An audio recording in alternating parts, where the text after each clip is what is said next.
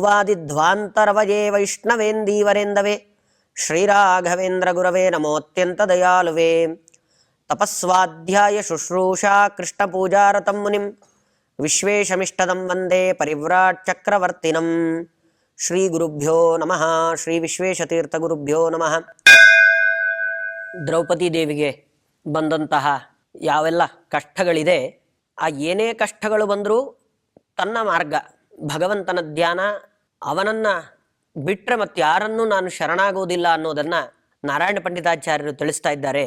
ವಾಸುದೇವ ಧರಣೀಧರನಾಥೇ ತ್ಯುಚ್ಛಕೈರಪಿ ಮುಹು ಪ್ರವದಂತೀಂ ಪೂರ್ಣ ಸದ್ಗುಣಮಜಂ ಗತದೋಷಂ ಬಿಭ್ರತೀಂ ಹೃದಯ ವಿಭಕ್ತಮಶೇಷಾತ್. ಅದನ್ನ ವಾಸುದೇವ ಧರಣೀಧರನಾಥೇ, ಅವಳಿಗೆ ಆ ಕಷ್ಟ ಬಂದಿದೆ, ಆ ದುಶ್ಯಾಸನ ತಲೆ ಕೂದಲಿಗೆ ಕೈ ಹಾಕಿದ್ದಾನೆ, ಎಳ್ಕೊಂಡು ಬಂದು ಸಭೆಯ ಮಧ್ಯದಲ್ಲಿ ನಿಲ್ಲಿಸಿದರೆ ನನ್ನನ್ನು ಬಿಟ್ಟುಬಿಡಿ, ಯಾಕೆ ಈ ಥರ ಮಾಡ್ತಾ ಇದ್ದೀರಾ, ನಿಮ್ಮ ಕಾಲಿಗೆ ಬೀಳ್ತೀನಿ ಅಂತ ಕೇಳಲಿಲ್ಲ. ವಾಸುದೇವ ಧರಣೀಧರನಾಥೇ ಅಂತ ಕೂಗ್ತಾಳೆ. ಹೇ ಕೃಷ್ಣ ದ್ವಾರಕಾವಾಸಿನ್ ಅಂತ ಅದನ್ನು ಕೂಗಿದ್ದರ ಇನ್ನೊಂದು ಮುಖ ಇದೆ. ವಾಸುದೇವ ಧರಣೀಧರನಾಥೇ, ಭಗವಂತ ನನ್ನನ್ನು ಕಾಪಾಡು, ರಕ್ಷಣೆ ಮಾಡಿ. ಎಂಥ ಸ್ಥಿತಿಗೆ ಇವತ್ತು ನಾನು ಇಲ್ಲಿಗೆ ನನ್ನನ್ನು ಕರ್ಕೊಂಡು ಬಂದಿದ್ದಾರೆ. ಅಂಥ ಸ್ಥಿತಿಯಲ್ಲಿದ್ದರೂ ದ್ರೌಪದಿ ದೇವಿ ಹೇಳುವ ಮಾತುಗಳು ಹೇಗೆ ಅಂದರೆ, ಪೂರ್ಣ ಸದ್ಗುಣಮಜಂ ಗತದೋಷಂ. ಎಂಥವನು ನೀನು ಭಗವಂತ ಅಂದರೆ ಎಲ್ಲ ಸದ್ಗುಣಗಳ ಗಣಿ ನೀನು, ಎಲ್ಲ ಸದ್ಗುಣಗಳಿಂದ ತುಂಬಿದಂಥವನು. ಮತ್ತೆ ಸ್ವಲ್ಪನಾದರೂ ದೋಷ ಇದೆಯಾ? ಅದು ಯಾವುದೇ ಕಾರಣಕ್ಕೂ ನಿನ್ನಲ್ಲಿ ದೋಷ ಇಲ್ಲ. ಅಂದರೆ ಈ ಪರಶುಕ್ಲತ್ರಯರು ಅಂತ ಕರೀತಾರೆ ಯಾರನ್ನ, 5 ಜನರನ್ನ ಪರಶುಕ್ಲತ್ರಯರು. 3 ಅಂತ ಹೇಳೋದು ಮತ್ತು 5 ಅಂತ ಹೇಳಿದ್ರೆ ಅಲ್ಲಿ ಬ್ರಹ್ಮದೇವರು, ವಾಯುದೇವರು, ಅವರ ಪತ್ನಿಯರು, ಇವರು ಮಹಾಲಕ್ಷ್ಮೀ ದೇವಿ, ಇವರನ್ನ ಪರಶುಕ್ಲತ್ರಯರು ಅಂತ ಕರೀತಾರೆ. ಮುಖ್ಯವಾಗಿ ಇವರು 3 ಜನರನ್ನ, ಮಹಾಲಕ್ಷ್ಮೀ ದೇವಿಯನ್ನ, ಬ್ರಹ್ಮದೇವರನ್ನ, ವಾಯುದೇವರನ್ನ. ಅಲ್ಲಿ ಬ್ರಹ್ಮವಾಯುಗಳಲ್ಲಿ ಅವರ ಪತ್ನಿಯರು ಕೂಡ ಅದರ ಜೊತೆಗೆ ಸೇರ್ತಾರೆ ಅಂತ. ಏನು ಅವರ ವಿಶೇಷತೆ ಪರಶುಕ್ಲತ್ರಯರು ಅಂತ ಏನು ಕರೀತಾರೆ ಅಂದ್ರೆ, ಪರ ಅಂದ್ರೆ ಭಗವಂತನಲ್ಲಿ ನಿರಂತರ ಶುಕ್ಲ ಅಂದ್ರೆ ಯಾವತ್ತಿಗೂ ಅವನ ವಿಷಯದಲ್ಲಿ ಇವರಿಗೆ ದೋಷ ಕಾಣೋದೇ ಇಲ್ಲ. ದೋಷದಿಂದಾಗಿ ಅವನನ್ನ ಚಿಂತನೆ ಮಾಡಿದ್ದ ಒಂದೇ ಒಂದು ಪ್ರಸಂಗವು ಅದು ಕಾಣಲಿಕ್ಕೆ ಸಾಧ್ಯ ಇಲ್ಲ ನಾವು. ಅಂಥವರು ಇವರು. ಹಾಗಾಗಿ ವಾಯುದೇವರ ಪತ್ನಿ ಭಾರತೀ ದೇವಿಯರ ಅವತಾರ ದ್ರೌಪದಿ ದೇವಿಯರಾದ್ರಿಂದ ಅವರು ಯಾವ ಕಾರಣಕ್ಕೂ ಕೂಡ ಭಗವಂತನಲ್ಲಿ ದೋಷವನ್ನ ಹೇಳಲಿಕ್ಕೆ ಸಾಧ್ಯವೇ ಇಲ್ಲ. ಅಂಥ ಪರಿಸ್ಥಿತಿ ಬಂದಿದೆ, ನನ್ನನ್ನು ಏನು ಇಂಥ ಪರಿಸ್ಥಿತಿಗೆ ದಬ್ಬು ಬಿಟ್ಟೆ ಅಲ್ಲ ನೀನು, ನಾನೇ ನಿನಗೆ ಅನ್ಯಾಯ ಮಾಡಿದ್ದೀನಿ ಅಂತ ದೇವರನ್ನ ಬೈತಾ ನಿಲ್ಲಿಲ್ಲ.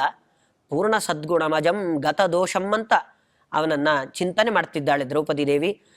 ಎಲ್ಲ ಸದ್ಗುಣಗಳಿಂದ ತುಂಬಿದ ಭಗವಂತ, ಎಲ್ಲ ಒಂದು ಸ್ವಲ್ಪವೂ ದೋಷದ ಲೇಷ ಅದು ನಿನ್ನಲ್ಲಿ ಇಲ್ಲವೇ ಇಲ್ಲ ಅಂತ ಅವನನ್ನ ಸ್ತೋತ್ರ ಮಾಡ್ತಾ ಬಿಭ್ರತೀಂ ಹೃದಯ ವಿಭಕ್ತಂ ಅಶೇಷಾತ್. ಇಷ್ಟು ಸ್ತೋತ್ರ ಮಾಡಿ ಅವನನ್ನ ಹೃದಯದಲ್ಲಿ ಗಟ್ಟಿಯಾಗಿ ನಿಲ್ಲಿಸ್ಕೊಂಡಿದ್ದಾಳಂತೆ.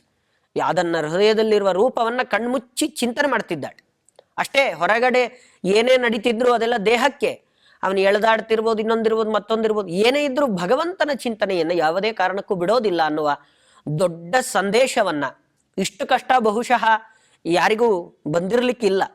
ಬಂದಿದ್ರೂ ಕಷ್ಟಗಳು ಬಂದಿರತ್ತೆ. ಆದರೆ ಏನೇ ಕಷ್ಟಗಳು ಬಂದರೂ ದ್ರೌಪದಿ ದೇವಿಯರ ಈ ಪ್ರಸಂಗವನ್ನ ನಾವು ಒಂದು ಸತಿ ನೆನಪು ಮಾಡಿಕೊಂಡಾಗ ನಮಗೆ ಸಿಗುವ ಸ್ಪಷ್ಟತೆ, ನಾವು ಭಗವಂತನನ್ನ ಬಿಡಬಾರ್ದು, ಒಂದು ಕ್ಷಣವೂ ಬಿಡಬಾರ್ದು. ಅದರಲ್ಲೂ ಕಷ್ಟ ಮತ್ತೊಂದು ಬಂದಾಗ ಅವನನ್ನ ಬೈಯದೆ, ಅವನನ್ನ ನಿರಂತರವಾಗಿ ಪೂರ್ಣ ಸದ್ಗುಣಗಳ ಗಣಿ ನೀನು, ನಿನ್ನಲ್ಲಿ ಯಾವುದೇ ದೋಷ ಇಲ್ಲ ಅಂತ ಅವನ ಗುಣಗಳನ್ನ ಚಿಂತನೆ ಮಾಡಬೇಕು, ಯಾವ ದೋಷವೂ ಇಲ್ಲ ಅಂತ ಅವನನ್ನ ಚಿಂತನೆ ಮಾಡಬೇಕು ಅನ್ನುವ ಬಹಳ ದೊಡ್ಡ ಸಂದೇಶವನ್ನ ದ್ರೌಪದಿ ದೇವಿಯ ಈ ಪ್ರಸಂಗ ತಿಳಿಸಿಕೊಡತ್ತೆ. ವೇದಮಂತ್ರಗಳು ಹಾಗೆ, ಅವರೆಲ್ಲ ಅಷ್ಟು ಹೇಳಿ ಏನೇ ಮಾಡಿದರೂ ಹಾಳು ಮಾಡ್ಲಿಕ್ಕೆ ಆಗಲಿಲ್ಲ ಅವರಿಂದ. ಅದು ಮುಖ್ಯವಾಗಿ ಪ್ರತಿಪಾದನೆ ಮಾಡ್ತಿರೋದು ಭಗವಂತನನ್ನೇ. ಅದು ಎಲ್ಲ ವೇದಮಂತ್ರಗಳು ಕೂಡ ಮತ್ತೇನು ನಿಧಾನವಾಗಿ ಕರೀಲಿಲ್ಲ ಅವಳು. ಅಷ್ಟು ಜನರ ಮಧ್ಯದಲ್ಲಿ ಸಂಕೋಚದಿಂದ ದೇವರ ಹೆಸರು ಹೇಳಬೇಕಾ ಬೇಡವಾ ಮತ್ತೆ ಯಾವ ಸಂಕೋಚ ಇರಲಿಲ್ಲ ದ್ರೌಪದಿ ದೇವಿಗೆ. ಉಚ್ಚ ಕೈರಪಿ ಮುಹು ಪ್ರವದಂತಿಂ, ಜೋರು ಧ್ವನಿಯಲ್ಲಿ ಹೇಳ್ತಿದ್ದಾಳೆ, ಕೂಗಿ ಕೂಗಿ ಹೇಳ್ತಿದ್ದಾಳೆ. ಭಗವಂತ ಪೂರ್ಣ ಸದ್ಗುಣ, ಅವನ ಗತದೋಷ ಅಂತ ಕೂಗಿ ಹೇಳ್ತಿದ್ದಾಳೆ. ಹಾಗೆ ಪ್ರತಿಯೊಂದು ವೇದ ಮಂತ್ರಗಳು ಕೂಡ ಪ್ರತಿಪಾದನೆ ಮಾಡ್ತಿರೋದು ಆ ವಾಸುದೇವ ಏನಿದ್ದಾನೆ ಅವನು ಎಲ್ಲ ವೇದ ಮಂತ್ರಗಳು ಉಚ್ಚ ಧ್ವನಿಯಲ್ಲಿ, ಅಂದರೆ ಎಲ್ಲ ವೇದ ಮಂತ್ರಗಳ ಒಂದು ಧ್ವನಿ ಅದೇನು ಅಂದರೆ ಪೂರ್ಣ ಸದ್ಗುಣ ಗತದೋಷ, ಭಗವಂತನಲ್ಲಿ ಯಾವುದೇ ದೋಷಗಳಿಲ್ಲ, ಭಗವಂತ ಪೂರ್ಣ ಸದ್ಗುಣ ಅನ್ನೋದು ವೇದ ಮಂತ್ರಗಳ ಹೃದಯದಲ್ಲಿ ತುಂಬಿರುವಂತಹ ವಿಷಯ. ಇವತ್ತು ಯಾರೇ ಅದರ ಮೇಲೆ ಏನೇ ಬಲಾತ್ಕಾರಗಳನ್ನು ಅತ್ಯಾಚಾರಗಳನ್ನು ಮಾಡಿದರೂ ಆ ವೇದಮಂತ್ರಗಳ ಹೃದಯದಲ್ಲಿರೋದನ್ನು ಕಿತ್ತು ಹೊರಗಡೆ ತೆಗಿಲಿಕ್ಕೆ ಯಾರಿಂದಲೂ ಸಾಧ್ಯ ಆಗಲಿಲ್ಲ. ಮೇಲ್ಮೇಲ್ಗಡೆಯಿಂದ ಅದಕ್ಕೆ ಏನೇ ಬಣ್ಣವನ್ನು ಬಳದರೂ ಒಳಗಡೆ ಇವತ್ತು ಮನೆ ಸುಂದರವಾಗಿ ಕಾಣಬೇಕು ಅಂತ ಮೇಲ್ಗಡೆ ಚೆನ್ನಾಗಿ ಪೇಂಟ್ ಹಚ್ತಾರೆ. ಎಷ್ಟೆಷ್ಟೋ ಕಷ್ಟಪಟ್ಟು ತಿಂಗಳುಗಳ ಗಟ್ಟಲೆ ಅದಕ್ಕೋಸ್ಕರವೇ ಪ್ಲ್ಯಾನ್ ಮಾಡಿ ಮೇಲ್ಗಡೆ ತುಂಬ ಚೆನ್ನಾಗಿ ಕಾಣಬೇಕು ಅಂತ ಅದಕ್ಕೆ ಪೇಂಟ್ ಹೊಡೆದ್ರು ಅದರ ಒಳಗಡೆ ಇರೋದು ಆ ಕಬ್ಬಣ, ಮಣ್ಣು, ಇಟ್ಟಿಗೆ.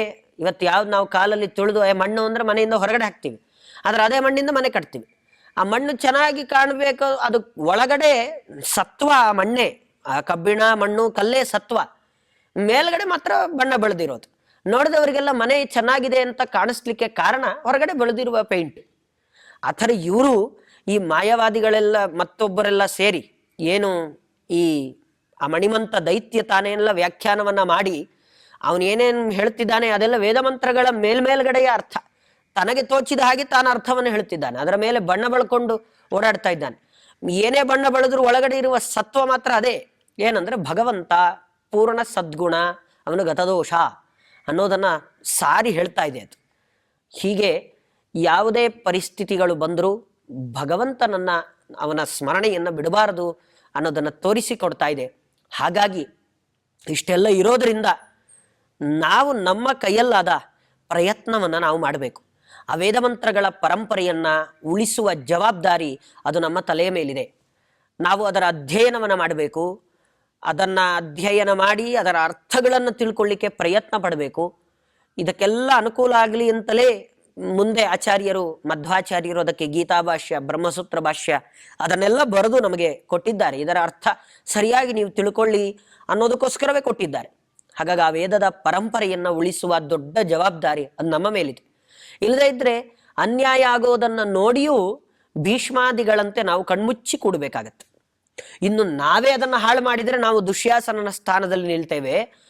ನಾವು ಅನ್ಯಾಯ ಮಾಡದೇ ಇದ್ರೂ ಸುಮ್ಮನೆ ಕೂತ್ರು ಭೀಷ್ಮಾದಿಗಳ ಸ್ಥಾನದಲ್ಲಿ ಇರ್ತೇವೆ. ಕನಿಷ್ಠ ವಿದುರನಾಗುವ ಪ್ರಯತ್ನನಾದರೂ ಮಾಡ್ಬೇಕು ನಾವು. ಅಂದ್ರೆ ನಮ್ಮ ಬಾಯಿ ತೆಗೆದು ವೇದ ಮಂತ್ರಗಳನ್ನ ಹೇಳಿ ಒಂದೆರಡಾದ್ರೂ ಅದಕ್ಕೆ ಅರ್ಥ ತಿಳ್ಕೊಳ್ಳುವ ಪ್ರಯತ್ನ. ಸಂಪೂರ್ಣ ವೇದ ರಾಶಿಯನ್ನ ಅಧ್ಯಯನ ಮಾಡಿ ಅದರ ಎಲ್ಲ ಅರ್ಥವನ್ನ ನಾನು ತಿಳ್ಕೊಂಡು ಬಿಡ್ತೇನೆ ಅಂತ ಹೊರಡ್ಲಿಕ್ಕೆ ಅದು ಯಾರಿಂದಲೂ ಸಾಧ್ಯ ಇಲ್ಲ. ಆದರೂ ಮೊದಲನೇ ಹೆಜ್ಜೆ ವಿದುರ ಏನು ಮಾತುಗಳಿಂದಾದ್ರೂ ಖಂಡಿಸಿ ಆ ಸಭೆ ಬಿಟ್ಟು ಹೊರಗಡೆ ಹೋಗ್ತಾನೆ. ಹಾಗಿವತ್ತು ಎಲ್ಲಾದ್ರೂ ವೇದ ಮಂತ್ರಗಳಿಗೆ ಅಪಚಾರ ಆದ್ರೆ ಆ ಜಾಗದಲ್ಲಿ ಒಂದು ನಾವು ನಿಲ್ಬಾರ್ದು. ನೀವು ಹೇಳ್ತಿರೋದಂತೂ ತಪ್ಪು ಅಂತಾದ್ರೂ ಹೇಳಿ ಅಲ್ಲಿಂದ ಹೊರಗಡೆ ಹೋಗ್ಬೇಕು. ಅದರ ಸರಿಯಾದ ಅರ್ಥವನ್ನ ಅಧ್ಯಯನ ಮಾಡೋದ್ರಲ್ಲಿ ನಮ್ಮ ಮನಸ್ಸು ಇರಬೇಕು. ಯಾಕೆ ಅಂದ್ರೆ ಅದೇ ನಮಗೆ ಮೂಲ, ನಮ್ಮ ರಕ್ಷಣೆಯೇ ಅದು. ಅದನ್ನು ನಾವು ಎಷ್ಟು ಪುಷ್ಟಿಗೊಳಿಸ್ತೇವೋ ಅಷ್ಟು ನಮಗೆ ಒಳ್ಳೆಯ ಫಲಗಳು ಸಿಗತ್ತೆ. ಮರ ಒಳ್ಳೆಯ ಹಣ್ಣು ಕೊಡಬೇಕು ಅಂತ ಯಾರು ಮರದ ಮೇಲ್ಗಡೆಗೆ ಅಡಿಗೆ ಮಾಡ್ಕೊಂಡು ಹೋಗಿ ಯಾರೋ ಹಾಕ್ಲಿಕ್ಕೆ ಆಗೋದಿಲ್ಲ. ಚೆನ್ನಾಗಿ ಇವರು ಮನೆಯಲ್ಲಿ ಅನ್ನ ಸಾರನ್ನೆಲ್ಲ ತಯಾರು ಮಾಡಿ ದೊಡ್ಡ ಮರದ ಮೇಲೆ ಹೋಗಿ ಅದನ್ನು ಹಾಕಿದ್ರೆ ಅದು ಒಳ್ಳೆ ಹಣ್ಣು ಕೊಡೋದಿಲ್ಲ. ಅದರ ಬುಡ ಅಲ್ಲಿಗೆ ನಾವು ನೀರು ಎಷ್ಟು ಧಾರೆ ಎರಿತೀವೋ ಅಷ್ಟು ಅದು ಒಳ್ಳೊಳ್ಳೆಯ ಫಲವನ್ನ ಕೊಡುತ್ತೆ. ಮೂಲವನ್ನು ಉಳಿಸಿಕೊಳ್ಳುವ ಜವಾಬ್ದಾರಿ ಅದು ನಮ್ಮದು. ಹಾಗಾಗಿ ವೇದ ಅದು ಮೂಲ. ಅದನ್ನು ನಾವು ಪ್ರತಿನಿತ್ಯ ಪಾರಾಯಣ ಮಾಡಿ ಅದರ ಅಧ್ಯಯನ ಮಾಡಿ ಅದರ ಅರ್ಥವನ್ನು ತಿಳ್ಕೊಂಡು ಅದನ್ನು ಕಾಪಾಡಿದರೆ ಖಂಡಿತ ಅದು ಒಳ್ಳೆಯ ಫಲವನ್ನೇ ನಮಗೆ ಕೊಡುತ್ತೆ. ಇದರಲ್ಲಿ ಸಂಶಯವೇ ಬೇಡ ಅಂತ ಇದು ಸಾರಿ ಸಾರಿ ಹೇಳ್ತಿದ್ದಾರೆ. ಅದಕ್ಕೋಸ್ಕರ ಮಧ್ವಾಚಾರ್ಯರು ತಾವು ಭಾಷ್ಯವನ್ನ ಬರೀಲೇಬೇಕು. ಇಲ್ಲದೇ ಇದ್ರೆ ಇದಕ್ಕೆ ಮತ್ತೇನು ಪರಿಹಾರ ಇಲ್ಲ. ಭಾಷ್ಯ ಬರೆಯೋದೇ ಒಂದು ಪ್ರಧಾನವಾದ ಪರಿಹಾರ. ಅದನ್ನ ಸಾರಿ ತಿಳಿಸ್ಕೊಡ್ಲಿಕ್ಕೋಸ್ಕರವಾಗಿ ಈ ಎಲ್ಲ ಪೀಠಿಕೆಗಳನ್ನ ಹೇಳ್ತಾ ಇದ್ದಾರೆ. ಅದನ್ನು ಹೇಳಿ ಇಷ್ಟಾದ ಮೇಲೆ ಆದರೂ ಅವಾಗ ಬೇರೆಲ್ಲ ಸಮೂಹ ಈ ಸಭೆಯನ್ನ ಮೇಲೆ ಅಲ್ಲಿ ರಾಜರು ಇರ್ತಾರೆ, ಸಾಮಾನ್ಯ ಜನರು ಇರ್ತಾರೆ. ಅವರೂ ಕೂಡ ಯುದ್ಧವನ್ನೆಲ್ಲ ಮಾಡ್ಲಿಕ್ಕೆ ಸಾಧ್ಯ ಇಲ್ಲ. ಆದ್ರೆ ಅವರೆಲ್ಲ ಅಂದ್ರಂತೆ ವಾರ್ಯತಾಂ ಬುಧ ಜನೈರ್ನನುಹಾಹ ನೈಷ ಧರ್ಮ ಇತಿ ಚಾಬಿದಧಾನಾಂ ಕೃಷ್ಣಲಾಲಿತ ತಮಾಮನವದ್ಯಾಂ ಅಪ್ಯನನ್ಯ ಶರಣಂ ಶರಣೋತ್ಕಾಂ. ಅದನ್ನು ಹೇಳ್ತಾರೆ ಅವರು. ಅಲ್ಲಿದ್ದವರೆಲ್ಲ ಹೇಳ್ತಾರೆ ಇದು ನಿಜವಾಗಲೂ ಅಧರ್ಮ. ಇದು ಒಬ್ಬರ ತಮ್ಮ ಅಣ್ಣಂದಿರು, ಅವರವರ ಅಣ್ಣಂದಿರೇ ಎಲ್ಲ ದುರ್ಯೋಧನಿಗೆ ಅಣ್ಣ ತಮ್ಮಂದಿರಾಗಬೇಕು. ಇವರ ಮಧ್ಯದಲ್ಲಿ ಆ ಹೆಣ್ಣು ಮಗುವಿಗೆ ಮಾಡುತ್ತಾ ಇರುವಂತಹ ಭಾರಿ ದೊಡ್ಡ ಅನ್ಯಾಯ ಇದು. ವಾರ್ಯತಾಂ ಬಿಟ್ಬಿಡಿ, ಇದನ್ನ ಯಾವುದೇ ಕಾರಣಕ್ಕೂ ಮಾಡಬೇಡಿ. ಇದನ್ನ ವಾರ್ಯತಾಂ ಬುಧ ಜನೈರ್ ನಾನು ಎಂಥ ಅನ್ಯಾಯ ನಡೀತಾ ಇದೆ ಇಲ್ಲಿ. ನಾವೆಲ್ಲ ಇದನ್ನ ಕಣ್ಣಿಂದ ನೋಡ್ಬೇಕಾ? ಬೇಡ, ಇಂಥ ಅನ್ಯಾಯ ದಯವಿಟ್ಟು ಮಾಡಬೇಡಿ ಅಂತ ಅವರವರವರಲ್ಲೇ ಎಲ್ಲ ಮಾತಾಡ್ಕೊಂಡ್ರಂತೆ. ಎಂಥ ಅನ್ಯಾಯ ಮಾಡ್ತಿದ್ದಾರೆ ನೋಡಿ, ಕಣ್ಣೆದುರುಗಡೆ ಕಾಣ್ತಾ, ಆದ್ರೆ ನಾವೇನ್ ಮಾಡೋಣ, ನಮ್ಮಿಂದ ಏನ್ ಮಾಡ್ಲಿಕ್ಕೆ ಆಗೋಲ್ಲ. ಆದ್ರೆ ಇದು ಭಾರಿ ದೊಡ್ಡ ಅನ್ಯಾಯ ಅಂತ ಅಲ್ಲಲ್ಲೇ ಮಾತಾಡ್ತಾ ಇದ್ದಾರೆ. ನೈಷ ಧರ್ಮ ಇತಿ ಚಾಬಿದ ದಾನ. ಎಲ್ರಿಗೂ ಗೊತ್ತಾಗಿದೆ ಇದು ಅಧರ್ಮ, ಈ ಈ ವ್ಯಕ್ತಿ ಮಾಡ್ತಿರೋದು ಪರಮ ಅಧರ್ಮ, ಇದು ಯಾರು ಇದನ್ನು ಸಹಿಸ್ತಾರೆ, ನಿಜವಾಗ್ಲೂ ಈ ಕೆಲಸ ಮಾಡಬಾರ್ದು ಅಂತ ಪ್ರತಿಯೊಬ್ಬರು ಅದನ್ನು ಹೇಳ್ತಿದ್ದಾರೆ. ಆದರೆ ಯಾರಿಂದಲೂ ಅಲ್ಲಿ ಹೋಗಿ ಕೈ ಹಾಕಿ ಬಿಡಿಸುವಷ್ಟು ಸಾಮರ್ಥ್ಯ ಧೈರ್ಯ ಯಾರಿಗೂ ಇಲ್ಲ. ಇಷ್ಟೆಲ್ಲ ಕಷ್ಟವನ್ನ ಅನುಭವಿಸಿದ ದ್ರೌಪದಿ ದೇವಿಯನ್ನ ಮುಂದೆ ಕೃಷ್ಣಲಾಲಿತ ತಮಾಮನವದ್ಯಾಂ, ಮುಂದೆ ಅವಳನ್ನ ಆ ವಾಸಿಷ್ಠ ಕೃಷ್ಣ ಯಾದವ ಕೃಷ್ಣ ಇಬ್ಬರೂ ರಕ್ಷಣೆ ಮಾಡ್ತಾ ಬರ್ತಾರೆ. ಯಾಕೆ? ಭಗವಂತನ ಮೇಲೆ ದ್ರೌಪದಿ ದೇವಿ ಇಟ್ಟ ನಂಬಿಕೆ. ಅಂಥ ಕಷ್ಟದ ಪರಿಸ್ಥಿತಿಯಲ್ಲೂ ವಾಸುದೇವ ಧರಣೀಧರ ನಾಥೇ ಅಂತ ಕೂಗಿಲ್ಲಲ್ಲ, ನೀನು ಪೂರ್ಣ ಸದ್ಗುಣ, ನಿನಗೆ ಯಾವುದೇ ದೋಷ ಇಲ್ಲ ಅಂತ ಅವನನ್ನು ಚಿಂತನೆ ಮಾಡಿದ್ಲಲ್ಲ. ಅದಕ್ಕೆ ಭಗವಂತ ದ್ರೌಪದಿ ದೇವಿಯ ಮೇಲೆ ಮಾಡುವ ಬಹಳ ದೊಡ್ಡ ಅನುಗ್ರಹ, ಅವಳ ಇಡೀ ಜೀವನ ಪೂರ್ತಿ ರಕ್ಷಣೆಯ ಜವಾಬ್ದಾರಿ ಅದು ತಾನು ಹೊರತಾನೆ. ಕೃಷ್ಣ ಪರಮಾತ್ಮ ಕರೆದ ಕೂಡಲೇ ಬರ್ತಾನೆ. ಅದಕ್ಕೊಂದು ಪ್ರಸಂಗ, ದುರ್ವಾಸರನ್ನ ದುರ್ಯೋಧನ ಕಳಿಸಿಕೊಡ್ತಾನೆ, ವನವಾಸದ ಮಧ್ಯದಲ್ಲಿ ಹೋಗಿ ತೊಂದರೆ ಕೊಟ್ಟು ಬಾ ಅಂತ. ತೊಂದರೆ ಕೊಟ್ಟು ಬರಬೇಕು. ದುರ್ವಾಸರಿಗೆ ಸಾವಿರಾರು ಜನ ಶಿಷ್ಯರು, ಕರೆಕ್ಟಾಗಿ ಊಟ ಮುಗಿದ ಮೇಲೆ ಹೋಗ್ಬೇಕು ಅಂತ. ಎಷ್ಟು ಆಶ್ಚರ್ಯ ಅಂದ್ರೆ, ಊಟದ ಸಮಯಕ್ಕೆ ಹೋದ್ರೆ ಯಾರು ಬೇಕಾದ್ರೂ ಅವ್ರು ಮಾಡದೇ ಇದ್ರು ಬಂದ ಅತಿಥಿಗಳಿಗೆ ಊಟ ಹಾಕ್ತಾರೆ. ಇದು ಭಾರತದ ದೊಡ್ಡ ಒಂದು ಸಂಪ್ರದಾಯ, ದೊಡ್ಡ ಸಂಸ್ಕೃತಿ ಇದು ಭಾರತದ್ದು. ತಾವು ತಿಂದೇ ಇದ್ರು ಬಂದವರಿಗೆ ಹಾಕಿಬಿಡ್ತಾರೆ. ಊಟ ಎಲ್ಲ ಆದ್ಮೇಲೆ ಹೋಗ್ಬೇಕು ಅಂತ ದುರ್ಯೋಧನ ಈ ರೀತಿಯಲ್ಲಿ ಹೇಳ್ಕೊಟ್ಟಿರ್ತಾನೆ. ಅವ್ರ ಪೂರ್ತಿ ಊಟ ಆಗಿ ಪಾತ್ರೆಯನ್ನು ತೊಳೆದಾದ್ಮೇಲೆ ನೀವು ಹೋಗ್ಬೇಕು. ಅವರಿಗೆ ಕೊಟ್ಟ ಅಕ್ಷಯ ಪಾತ್ರೆ ಹಾಗೆ, ಅದು ಒಂದ್ಸತಿ ತೊಳೆದ್ರೆ ಅವತ್ತಿನ ದಿನ ಮುಗೀತದು. ಮತ್ತಿನ್ನು ನಾಳೆ ಬೆಳಗ್ಗೆ ಸೂರ್ಯೋದಯಕ್ಕೆ ಬೇಕು ಅವ್ರು ಏನ್ ಕೇಳ್ತಾರೋ ಆ ಪಾತ್ರೆ ಅದನ್ನು ಕೊಡುತ್ತೆ. ಈ ಥರದ ಪಾತ್ರೆ ಅದು ಆ ಅಕ್ಷಯ ಪಾತ್ರೆ. ದುರ್ವಾಸರನ್ನ ಕಳಿಸಿಕೊಡ್ತಾನೆ. ಅವರು ಪಾಪ ಊಟ ಮಾಡಿ ದ್ರೌಪದಿ ದೇವಿ ಪಾತ್ರೆ ತೊಳೆದಿಟ್ಟು ಇನ್ನೇನು ಮಲಗಬೇಕು, ಆಗ ಬರ್ತಾರೆ ದುರ್ವಾಸ. ಬಂದು ನಮಗೆ ಊಟ ಬೇಕು. ದುರ್ವಾಸರ ಕೋಪ ಭಾರಿ ಪ್ರಸಿದ್ಧ, ಅದು ಎಲ್ರಿಗೂ ಗೊತ್ತಿರುವಂಥದ್ದು. ಶಿಷ್ಯರನ್ನು ಕರ್ಕೊಂಡು ಬೇರೆ ಬಂದಿರ್ತಾರೆ. ಅಷ್ಟು ಸಾವಿರಾರು ಸಹಸ್ರಾರು ಜನಕ್ಕೆ ಆಗ ಅಡಿಗೆ ತಯಾರಾಗಬೇಕು ಅಂದ್ರೆ ಎಲ್ಲಿ ದವಸ ಧಾನ್ಯ ತಗೊಂಡು ಬರೋದೇನು, ಒಲೆ ಹಚ್ಚಿ ಅಡಿಗೆ ಮಾಡೋ ಎಲ್ಲ ಹುಡುಗಾಟವ. ಊಟ ಎಲ್ಲ ಆದಮೇಲೆ ಭಾರಿ ಕಷ್ಟದ ಕೆಲಸ. ಈ ಪರಿಸ್ಥಿತಿಯನ್ನು ಎದುರಿಸಬೇಕು. ಋಷಿಮುನಿಗಳಿಗೆ, ಬಂದ ಶಿಷ್ಯರಿಗೆ, ಬ್ರಹ್ಮಚಾರಿಗಳಿಗೆ ಅನ್ನ ಹಾಕದೆ ಕಳಿಸ್ಲಿಕ್ಕೆ ಧರ್ಮರಾಜನಿಗೆ ಮನಸ್ಸಿಲ್ಲ. ಅಡಿಗೆ ಮನೆಯಲ್ಲಿ ಏನು ನಡೆದಿದೆ ಅದು ಧರ್ಮರಾಜನಿಗೆ ಗೊತ್ತಿಲ್ಲ. ಬಂದವರಿಗೆ ಒಂದೇ ಮಾತು, ಬನ್ನಿ ಎಲ್ಲ ಸ್ನಾನ ಮಾಡಿಕೊಂಡು ನಿಮ್ಮ ಅನೇಕಗಳನ್ನು ಮುಗಿಸಿ ಬಂದು ಊಟ ಮಾಡಿ. ಒಳಗಡೆ ಏನಾಗಿದೆ ಅನ್ನೋದರ ಅರಿವು ಅದು ಹೊರಗಡೆ ಇರುವ ಗಂಡಸಿಗೆ ಗೊತ್ತಿಲ್ಲ. ಅಡಿಗೆ ಮನೆಯಲ್ಲಿ ಎಲ್ಲ ಸ್ವಚ್ಛ ಆಗಿದೆ, ಆದರೆ ಗಂಡನ ಮಾತು ಮೀರೋ ಹಾಗಿಲ್ಲ. ಬಂದ ಅತಿಥಿಗಳಿಗೆ ಸತ್ಕಾರ ಮಾಡದೆ ಅವರನ್ನು ಹಾಗೆ ಕಳಿಸುವ ಹಾಗಿಲ್ಲ. ಎಂಥ ಪರಿಸ್ಥಿತಿ ನಿರ್ಮಾಣ ಆಗುತ್ತೆ. ಈ ಪರಿಸ್ಥಿತಿಯಲ್ಲಿ ಕೃಷ್ಣಲಾಲಿತ ತಮಾಂ ಅನವದ್ಯಾಂ, ಭಗವಂತ ರಕ್ಷಣೆ ಮಾಡ್ತಾನೆ. ಯಾಕೆ ಆಲೋಚನೆ ಮಾಡ್ತೀರಾ ಅಂತ ಅವಳು ಮತ್ತೆ ಆ ಕೃಷ್ಣ ದ್ವಾರಕಾವಾಸಿನ್ ಅಂತ ಕೂಗೋದು. ದ್ರೌಪದಿ ದೇವಿ ಏನೇ ಕಷ್ಟಗಳು ಬಂದ್ರು ಆ ಧರ್ಮರಾಜನ ಹತ್ರ ಹೋಗಿ ಹೀಗೆಲ್ಲ ಆಗೋಗಿದೆ ನಿಮಗೇನು ಅಂತ ಗಲಾಟೆ ಮಾಡ್ತಾ ಕೂತ್ಕೊಳ್ಳಿಲ್ಲ. ಅವಳು ಧರ್ಮರಾಜನ ಹತ್ರ ಹೋಗಿ ನಿಮ್ಗೆ ಯಾರು ಊಟಕ್ಕೆ ಬನ್ನಿ ಅಂತ ಹೇಳಿದ್ದು, ನನ್ನ ಒಂದು ಮಾತು ಕೇಳಬಾರ್ದ, ಈ ಥರದ್ದು ಯಾವ ಗಲಾಟೆ ಇಲ್ಲ. ಒಳಗಡೆ ಕೂಡ್ತಾಳೆ. ಅದೇ ಅಡಿಗೆ ಮನೆಯಲ್ಲಿ ಕೂತು ಕೈ ಮುಗಿದು ಆ ಕೃಷ್ಣ ದ್ವಾರಕಾವಾಸಿನ್ ಅಂತ ಅವಳ ಪ್ರಾರ್ಥನೆ ಮಾಡಿದರೆ ದ್ವಾರಕೆಯಿಂದ ಕೃಷ್ಣ ಕ್ಷಣ ಮಾತ್ರದಲ್ಲಿ ದ್ರೌಪದಿಯ ಮುಂದಕ್ಕೆ ಬಂದು ನಿಲ್ತಾನೆ. ನನಗೆ ಹೊಟ್ಟೆ ಹಸಿತಾ ಇದೆ, ಊಟಕ್ಕೆ ಹಾಕು ಅಂತಾನೆ. ಇದು ಕೃಷ್ಣ ಪರಮಾತ್ಮನ ಲೀಲೆ. ಏನಿದೆ ಈ ಥರದ ಪರಿಸ್ಥಿತಿಯನ್ನೆಲ್ಲ ಹೇಳಿದ ಮೇಲೆ ಎಲ್ಲಿ ಸ್ನಾನ ಮಾಡಲಿಕ್ಕೆ ಹೋಗಿರ್ತಾರೋ ಯಾವ ದೂರ್ವಾಸರು ಅವರ ಶಿಷ್ಯರೆಲ್ಲ ಅದೇ ಜಾಗದಲ್ಲಿ ಅವರಿಗೆ ಹೊಟ್ಟೆ ತುಂಬುತ್ತೆ. ಎಷ್ಟರ ಮಟ್ಟಿಗೆ ಹೊಟ್ಟೆ ತುಂಬಿರುತ್ತೆ ಅಂದ್ರೆ ತಾವು ತಾಂಬೂಲವನ್ನು ತಿಂದ ಮೇಲೆ ಯಾವ ಒಂದು ಭಾವನೆ ಇರುತ್ತೋ ಆ ಭಾವನೆಯಲ್ಲಿ ಪ್ರತಿಯೊಬ್ಬರು ಬರ್ತಾರೆ ಧರ್ಮರಾಜನ ಹತ್ತಿರ. ಬಂದು ನನ್ನನ್ನು ಕ್ಷಮಿಸಬೇಕು ಅಂತ ಕೇಳ್ತಾರೆ. ದಯವಿಟ್ಟು ನನ್ನನ್ನು ಕ್ಷಮಿಸಬೇಕು, ಯಾಕೆಂದ್ರೆ ದುರ್ಯೋಧನನ ಮಾತನ್ನ ಕೇಳಿ ನಿಮಗೆ ಅನ್ಯಾಯ ಮಾಡಬೇಕು ಅಂತ ಬಂದ್ವಿ. ನಾವು ನಿಮಗೆ ಅನ್ಯಾಯ ಸಾಧ್ಯವಾದಷ್ಟು ಅನ್ಯಾಯ ಮಾಡೋಣ ಅಂತ ಬಂದ್ವಿ. ಆದರೆ ನಮಗೆ ಇವಾಗ ಗೊತ್ತಾಗ್ತಾ ಇದೆ ನೀವು ಎಂಥವರು ಅಂದ್ರೆ ಕೃಷ್ಣಲಾಲಿತ ತಮಾಂ ಅನವದ್ಯಾಂ, ಸಾಕ್ಷಾತ್ ಭಗವಂತನ ರಕ್ಷಣೆಯಲ್ಲಿ ಇರೋರು ನೀವು. ನಿಮಗೆ ನಾವೆಲ್ಲಿಂದ ಅನ್ಯಾಯ ಮಾಡಲಿಕ್ಕೆ ಸಾಧ್ಯವೇ ಇಲ್ಲ, ಕ್ಷಮಿಸಬೇಕು, ಇನ್ನು ಸರ್ವಥಾ ಇಂಥ ಕೆಲಸ ಮಾಡೋದಿಲ್ಲ ಅಂತ ಹೇಳಿ ಹೋಗ್ತಾರೆ. ಇದು ದ್ರೌಪದಿ ದೇವಿಗೆ ಭಗವಂತ ಮಾಡಿದ ದೊಡ್ಡ ಅನುಗ್ರಹ. ಯಾಕೆ?